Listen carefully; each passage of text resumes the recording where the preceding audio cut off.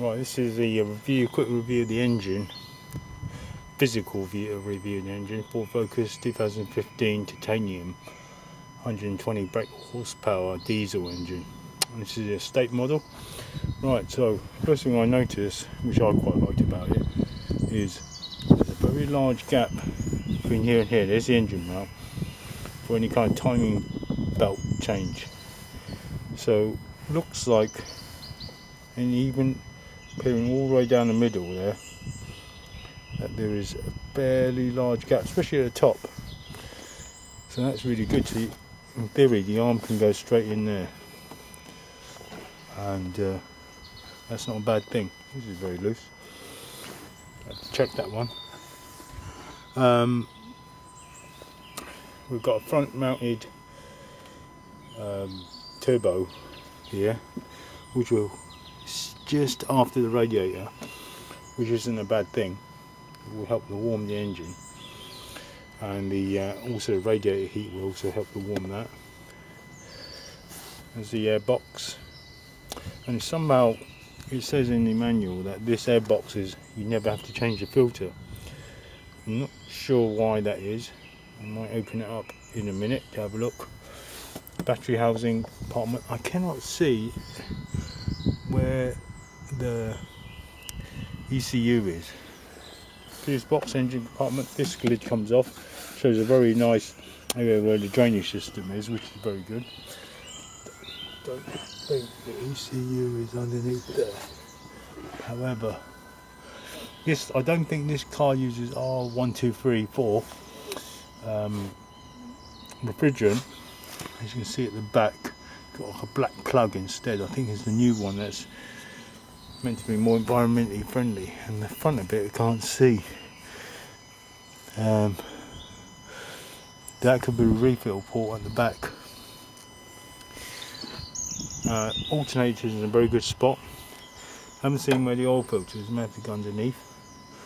But what I will do now is I'll crack open that air box there and see what's inside. Here's the dipstick. Dual clutch and brake fluid right there. If it goes below there, there's a mark just here. Shake it, have a look. It's on flat level ground at the moment. You can't see it. Sometimes when this goes down, of course, don't lose the lid. When it goes down, you have loss of, okay, so there. It's near the maximum mark, which is alright.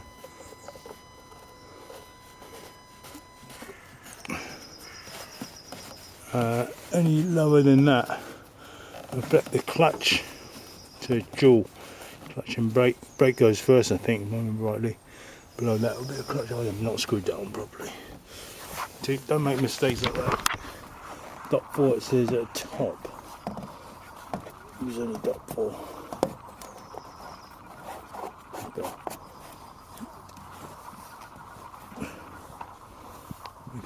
Alright, let's have a look. Crack it open and see what it looks like. Interesting. So it's the front side underneath and it's doubles. So I dropped one of those screws that I need to, it's quite loose. So this is a Torx T30. There's an under panel here. This time however I will, and it looks like as soon as I undid that they'll start dropping, so let's get the magnetic. As I was saying, I think this has been taken off before. It's quite loose. The screws seem to be in good condition. You know, this is a 4-year-old car. No rust on them. One of the anti-rust screws. I did drop a screw from trying to take off the airbox into this panel here. So they're just done up by hand. That's okay. So looks like there's only 4 for the under tray. 5, 3 at the back. So once I do this last one, I think it's going to just drop. So none of these have got rust in them. You can see visually, you can see the exhaust area around here. So it's not completely enclosed like on the Honda. There's some open little spaces that people can peek through. Good or bad thing, I don't know. Not really sure what these undertrays are for. All three at front. But keep out of dirt maybe. Make some more streamlined perhaps. Last one I think it's dropping. So I'm looking for the screw that I dropped when I tried to take off the airbox. Dropped a bit of tissue down there as well. I want it catching fire. Doubles is my review. I think this is going to fall. There's my screw. Here's my tissue. So if you drop anything down here, if you've got one of these undertrays, pick it up. Can't allow it to fester and catch fire and everything. So that's good. I'm happy about that. So underneath, let's just move it back. So move.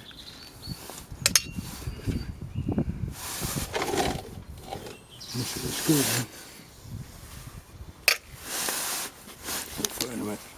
So underneath, that's access area to this. So the radiator. Looking for separate ECU. Found it in the car yet. There it is. So, location of the ECU is on the left hand side. It's encased in plastic. It's kind of shower proof, but not flood proof. So I wouldn't go through. See that big cable going through there? Telltale sign ECU. Don't drive through puddles. Don't drive through big puddles on this car. See the water getting here. It's better than the Corsa, completely drenched all the time with rainwater, I guess. So the location of the oil filter is still not visible.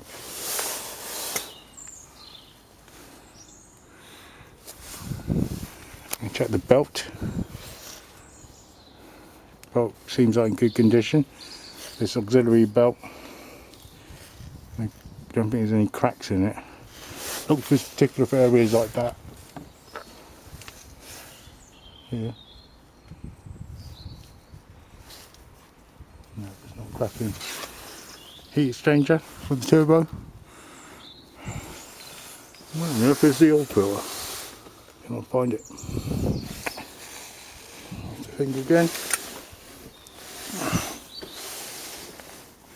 Alright, let's go to the back. I'll have a look in a minute. Let's talk about the suspension, electronic steering. So no hefty steering column. This is electronic steering column here. Electric pump just there. An electric pump on that side, I think two. No, one electric pump for the steering. It drives that one there. Well, that could be the electric pump just there. Nice solidly built. Look at that full box, and a full box A-frame. What I mean by that cross section is like a box. Could be far stronger than just on them cheapo ones that's curled over edges. Very important. And there's I think a sort of dust shield on the brakes. It's also a good sign. Right, overall, bottom of this car looks pretty good. I'm missing a screw actually. I counted 5, 6 when I counted out, but I only end up with 5. So I haven't got my magnetic tool with me, and there's a screw right down there. There's no way I want to take that off. In fact, knowing that I've got a magnetic tool handy. I don't do things that are risky like that. It's so tight as well. By the way, this is a 7mm. These are 7mm bolts. And according to the manual, PR4, this is a non-needing a change filter, which I don't understand. Anyway, that's the engine compartment. Thanks. I want to show you something. So the left-hand side's got like a normal-sized drive shaft, right? Pretty normal. But the right-hand side, it's got this gigantic drive shaft. Look. The right hand side drive shaft is much thicker. It's really twice as much material. I'm not sure, and I still haven't found the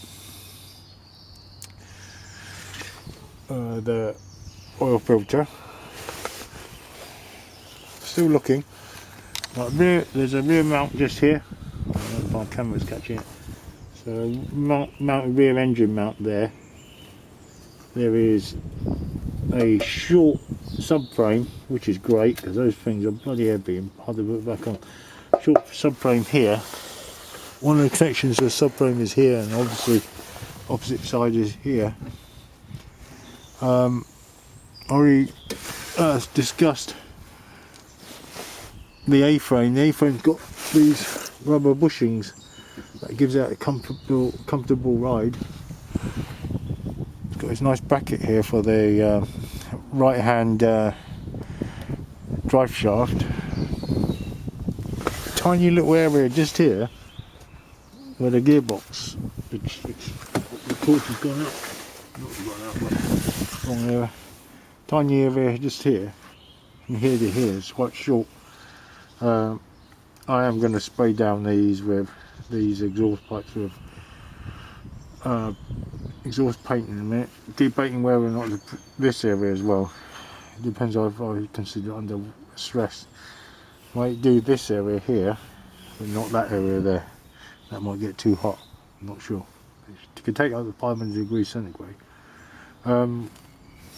Oil filter plug holes there. All sumps there. Very easily accessible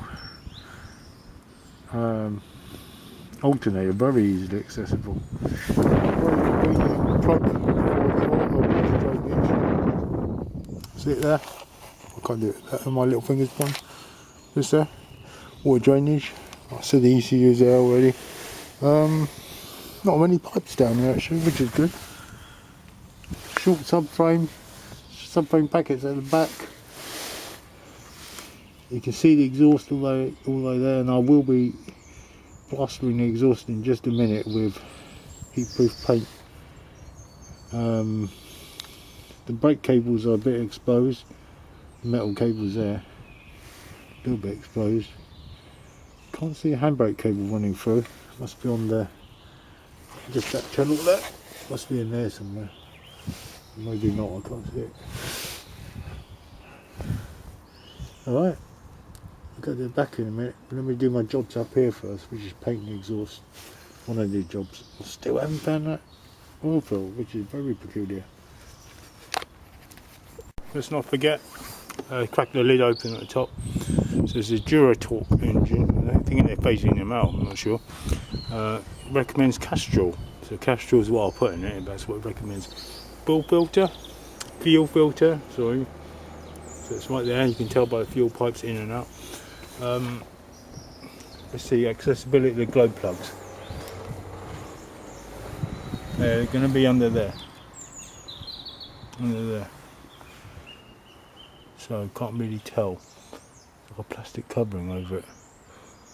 Where's the injectors? That should be the injectors, sorry. That will be the injectors, globe plugs, not visible.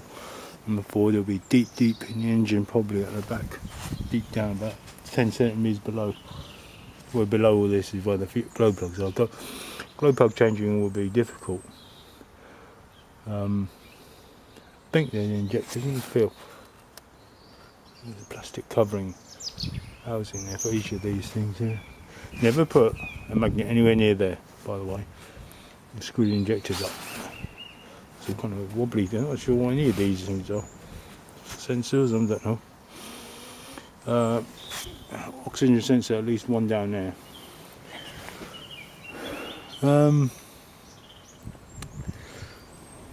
Pretty well made engine, especially like this. Globe plugs, not sure where they are. That would be good if it were easily accessible. I'm still looking. It's like a engine but reversed. It will be down there somewhere. Way down there. I think it's got a very accessible, I forgot to mention, down below there. Very easily accessible starter motor. And I thought it was off our torch.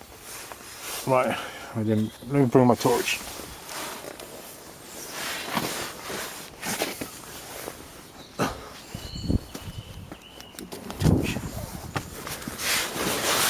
My head. Starter motor is right there. See it? Put my hand out of the way. There it is. Just tell by the shape it has to start motor. So on these cars they rely on, oh look, you'll see the that is the spinning, what's it?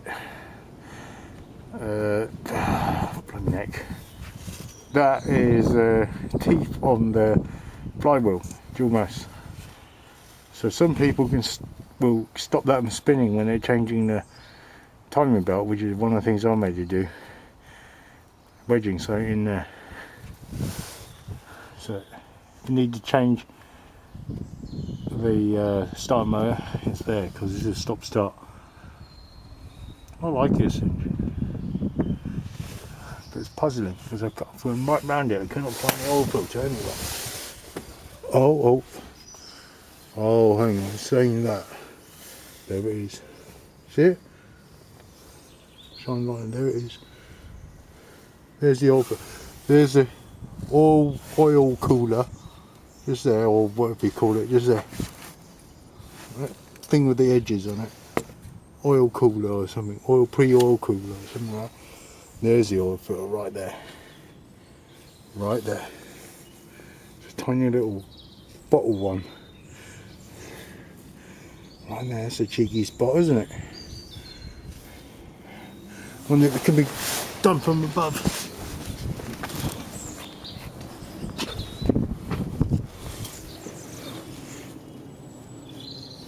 You can hardly see it from above. There it is. Right there. See it? Right there. That's the oil filter. So go on there and pointing by it. That thing there. This angle there it is. Just there. Right.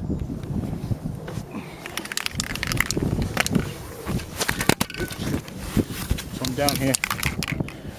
Way down these walls. You're going to be curious enough to look, open this panel yourself, like me.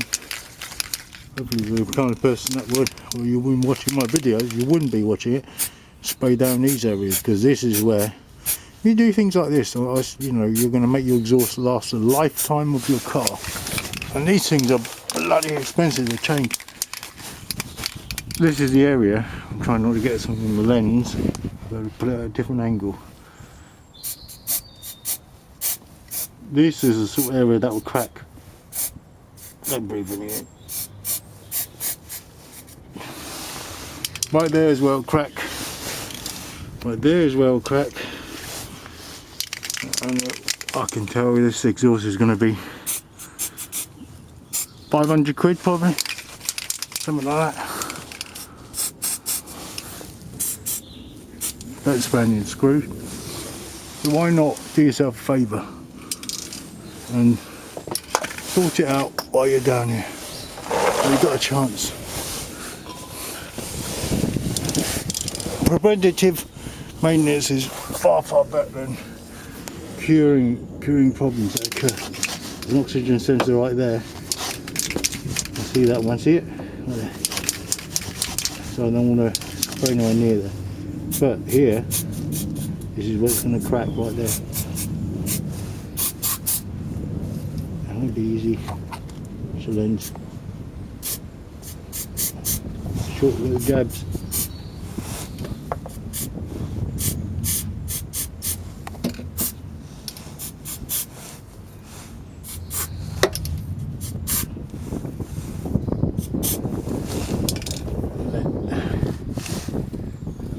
That bracket could do with some.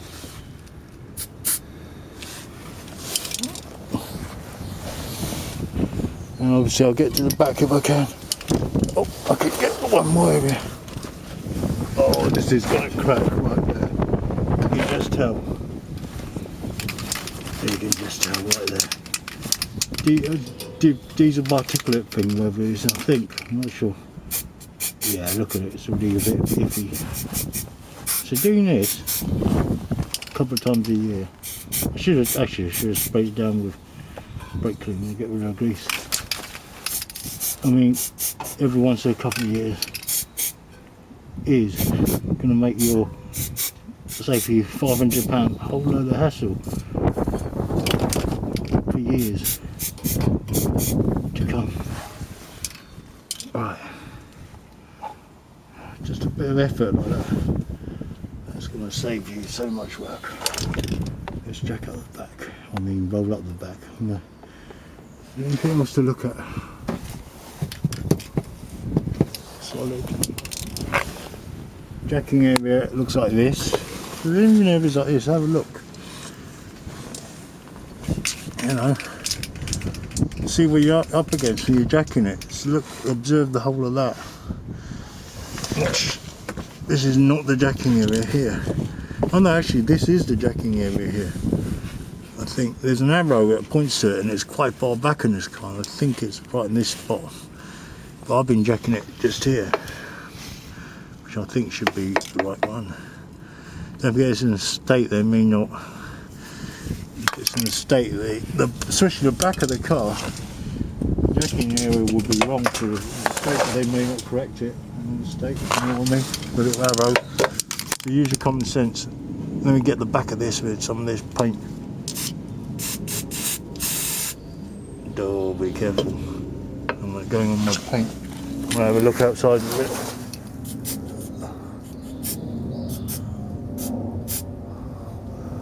Right. Checking area for the front is here. I've been putting it around about there. So according to that, leave up to here where that starts. All along here you can do. Back because it's in a state, I don't believe. As an engineer, I don't believe it's there. See that? Look at that distance. I don't believe the jacking area is there. So I reckon it's more like here. So it's there apparently. I think it's more like here. And I will be putting black stuff on there afterwards, after today. I mean black stuff, I mean underseal.